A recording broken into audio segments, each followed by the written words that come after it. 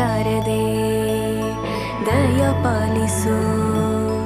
ಈ ಬಾಳನು ಬೆಳಕಾಗಿಸು ನಾಳೆಗಳ ದಾರಿಯಲ್ಲಿ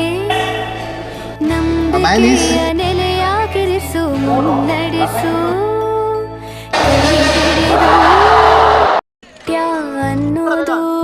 ನಾದಾಂತರಂಗ ತಾನೇ ನಾದ ಅನ್ನೋದು